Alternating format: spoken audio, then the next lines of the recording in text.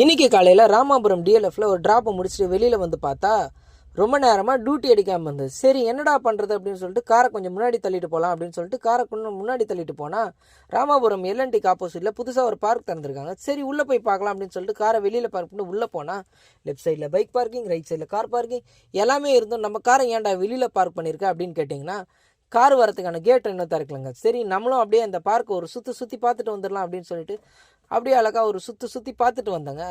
நல்லா இருந்துச்சுங்க உள்ள பார்க்க எல்லாமே. சரி ரொம்ப நேரமாக ஆயிடுச்சு இன்னும் டியூட்டி வரலையா அப்படின்னு சொல்லிட்டு அங்கே இருக்கிற ரெஸ்ட் ரூம் யூஸ் பண்ணிவிட்டு வெளியில் வந்து நின்றுருந்தேங்க. பார்த்தா கோயம்பேடுக்கு ஒரு ட்ராப் அடிச்சு. சரி அப்படி அந்த ட்ராப் எடுத்துகிட்டு போகலாம் அப்படின்னு சொல்லிட்டு போயிட்டே இருக்கும்போது அந்த கஸ்டமரு சுத்தமாக தமிழ் தெரியாது போல் நம்மக்கிட்ட இங்கிலீஷில் தான் பேசிகிட்டு இருந்தார். நம்ம கார் என்ன ஃபினான்ஸு எல்லாமே டீட்டெயில் எல்லாமே கேட்டுட்டு இருந்தார். சரி ஓகே நானும் எல்லாத்தையும் தப்பான இங்கிலீஷில் சொல்லிகிட்டே இருந்தேன். லாஸ்ட்டாக அவர் ஒன்று கேட்டது தான், யார் இந்த வருஷம் வந்துட்டு வருவான்னு நீங்கள் நினைக்கிறீங்க அப்படின்னு சொல்லிட்டு என்கிட்ட இங்கிலீஷில் கேட்டாருங்க. நம்ம எப்படிங்க டிவிகேவை விட்டு கொடுக்க முடியும்? கண்டிப்பாக டிவிகேவை தானுங்க சொல்ல முடியும்.